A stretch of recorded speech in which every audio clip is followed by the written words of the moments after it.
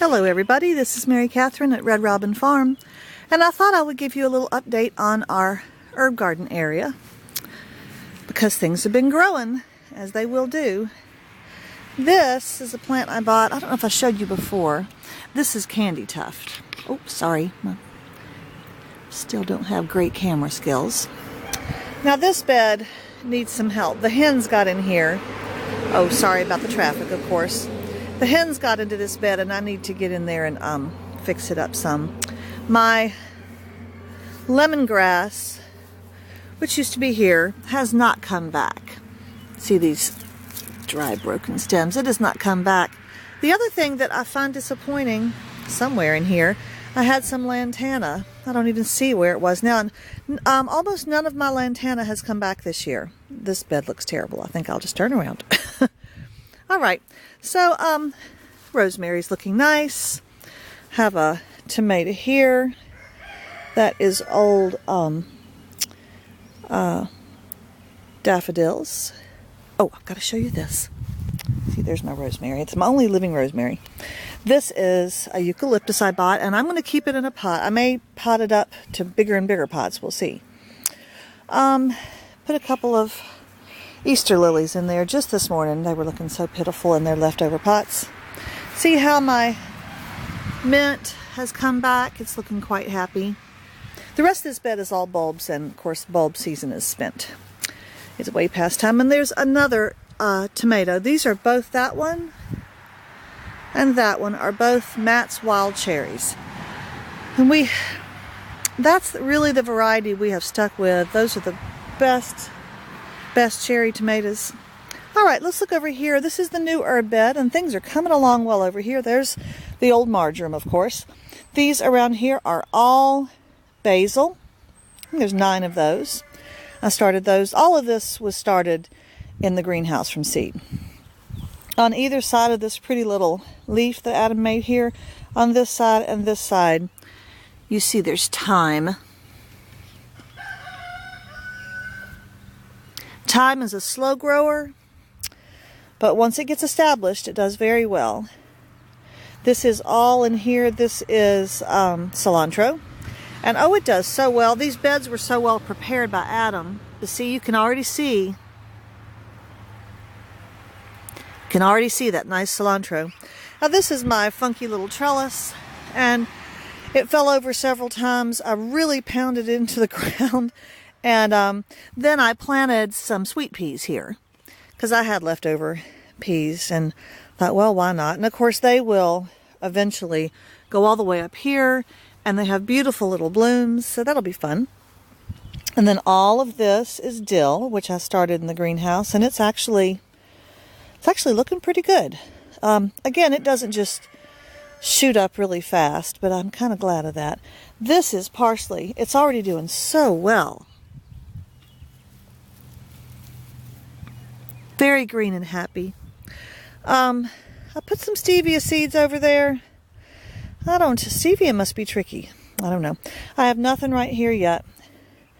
This is all sage, which is doing well, and I'm happy. I don't always have good luck with sage. And this was a nice little spearmint that never was happy in a pot, and it took it, oh man, 6 weeks or more here in the ground to finally recover, but now it looks happy. I know mint tends to take over this thing. That plant has been so pitiful for so long, I thought it would never take over anything. So we'll see. And I'm happy to show you that in the middle of my very weedy, this was a daffodil bed. And you can still see the spent daffodil stalks, of course. But in here is also some beautiful plantain. Sadly, here is some crepe myrtle we're trying to get rid of. That was the big tree that was originally in the center. And its root system still sends up lots of stuff. There's beautiful yarrow. And as you see, the yarrow is blooming. This one's just about to bloom. I also have this nasty sticky stuff. I hate this stuff. I don't know its name, and honestly, because I hate it so bad, I don't care what it's called. It's just nasty. But it's easy to pull out. It's a little sticky on your hands. Anywho, there is my old eucalyptus. Once again, like a good football team, making a comeback each year. So what we're hoping is that that eucalyptus and the new one in the pot up there will both be big enough to contribute to the flower arrangement at Anna's wedding. Now here is my regular herb bed. We'll start on this side. Here's my well-established and currently flowering thyme. Let's look at it closely. It's just a beautiful, and this stuff, everything smells so good over here. Now you see I've got a little bit of, that may look like poison ivy, but it's not. That is just Virginia creeper. I do weed in here a little bit. Oh, now you see I have a little bit of mint still in various spots. I cut a lot of it out of this particular herb bed this morning because I want to dry it for tea. Now I took some of Adam's cement leaves and put them, as you see, right there and over there, as I am trying to hold back the great wave of oregano. Now this nice round mound here, this is tarragon. Like I said, it overwinters. I'm going to eat this. Oh, and it has that bright licorice flavor that Adam loves. I'm not wild about it, but I must say it's growing on me, and I do eat it when I come out. Fresh herbs are so good for you. You see our little green onions. They just are scattered in here everywhere. But look, just look at the oregano. It's really astounding. This whole area over here. Now there's a pot in there with a little trellis. And again, I put sweet peas in. Now these ones are already climbing higher. I don't know what that is. Must be. Oh, I do know what this is. This little stick that I used to make this is, some of it's willow. And when I put it in the ground, it actually, look, the stands are leafing out. So, yeah, willow, I should have not done that because willow roots so easily that if you cut off some sticks and you stick it in dirt, you will have a tree. All right, anyway, I apologize for not being able to find words, especially when I'm on videotape. Here's a little bit more mint. See the bumpiness of the leaves? That's how you know it's mint. That leaf looks very different from an oregano leaf, which looks like that. Nice and smooth. Okay, now here's my cilantro section. Again, I have a little bit of broken china down there trying to keep in the oregano. It's failing a bit. This needs to be weeded somewhat, but the thing about having good beds, they're well prepared, the soil is well prepared, is that your herbs grow well, and with a little bit of assistance weeding, they will dominate. You can pretty well keep your weeds at bay. Now, this is a pretty flower, and when I brush it, the petals don't come off. And we are well, I saw one come off, but we are looking for some delicate white tall flowers to be in Anna's flower arrangement for her wedding, and I'm trying to grow some gypsophilia or baby's breath, and I think I've got some successes back in the vegetable garden with that. But if not, this would really work well. It is quite tall. I'll ask my mother. My mother's the one who's going to do the flower arrangement. She loves to arrange flowers, and she's agreed to do the large arrangement in the sanctuary. But isn't this just beautiful? People whine and complain when their herbs go to seed, but I think they're lovely.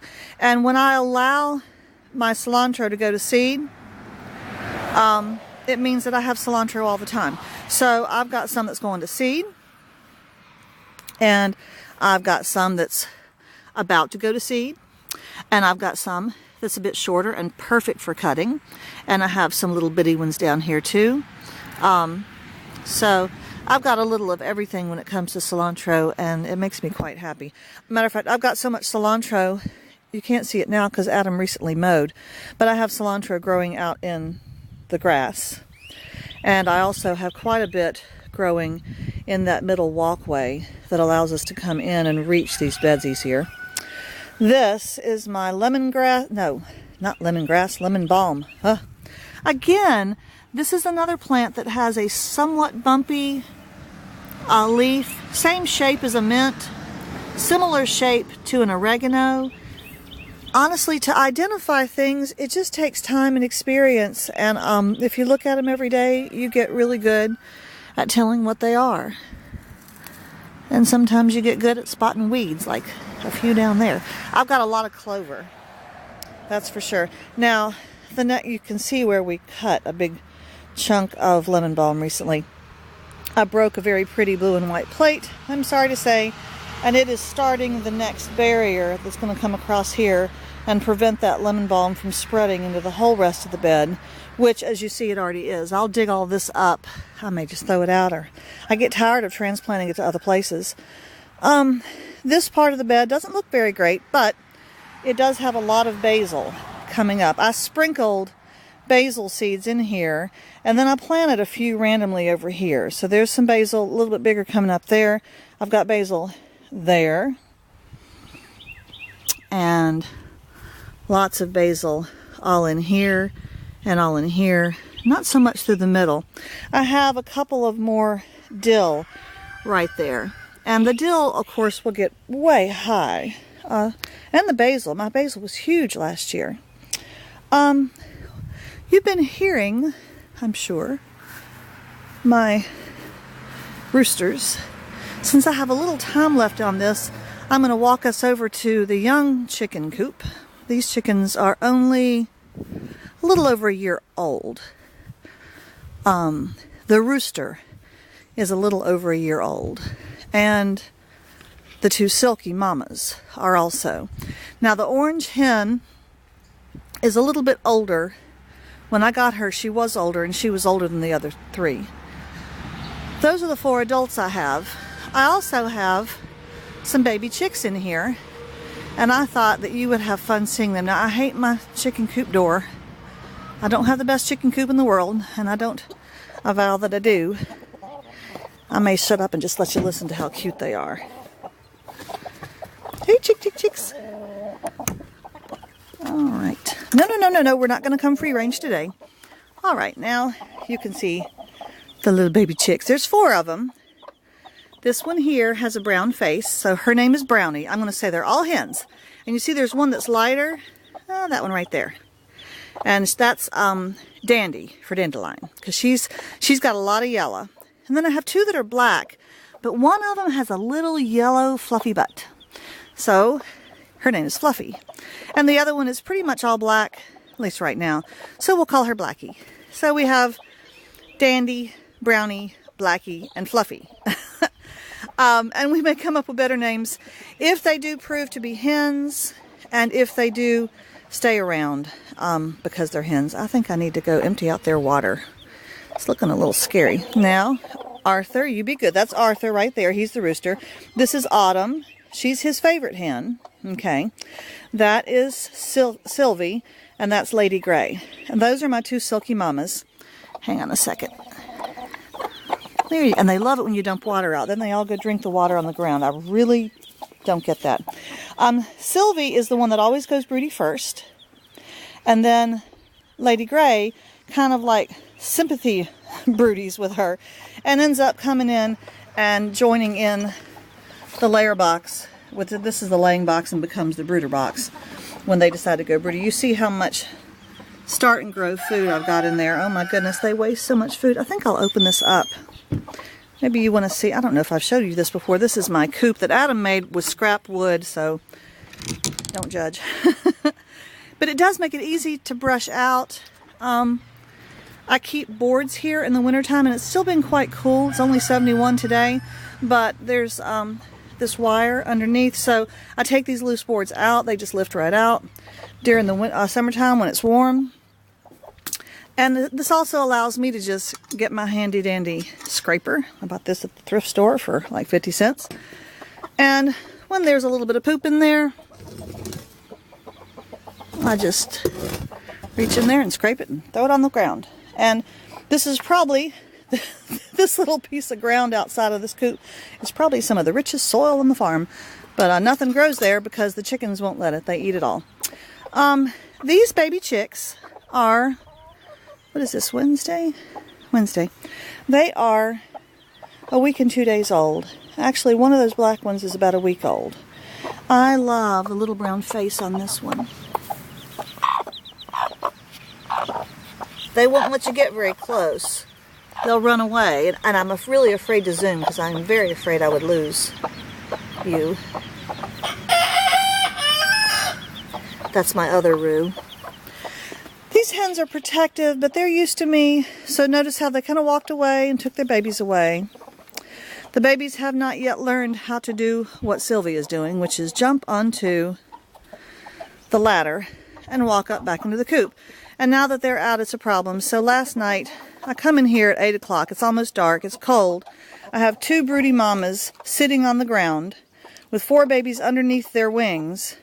The other 2 big ones are up in the coop, and the babies don't know how to go up, so the mamas won't go up, and they would have sat there all night long in the cold with their babies underneath them on the ground because they won't leave them.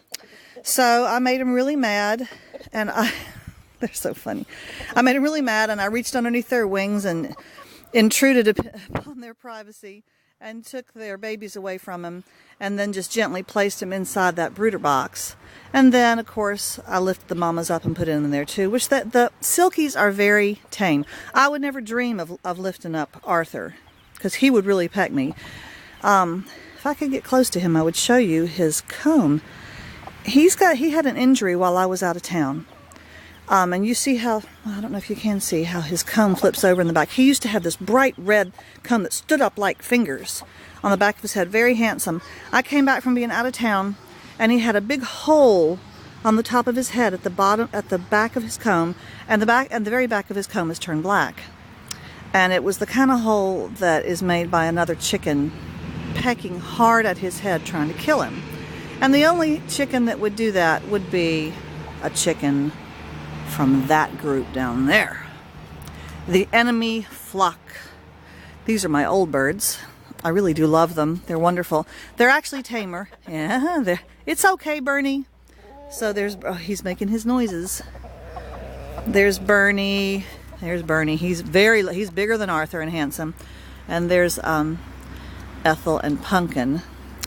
But I think what happened is that Arthur came over here to this area. Now we've got fence and we've got this little mesh that keeps them from being able to get out.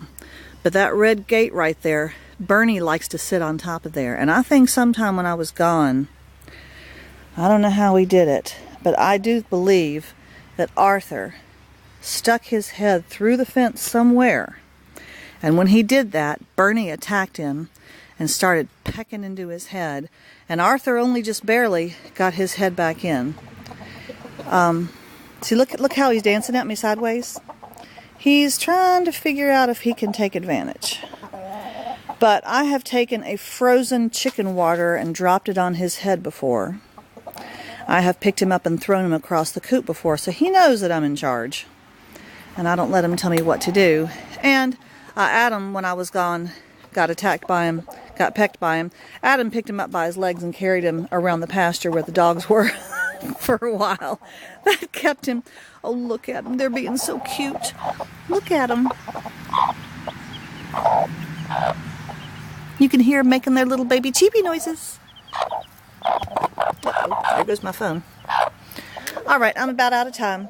Thanks for visiting. It's been a while since I did a video. It's nice to have you back. I'll keep you apprised of the development toward the wedding. See you later.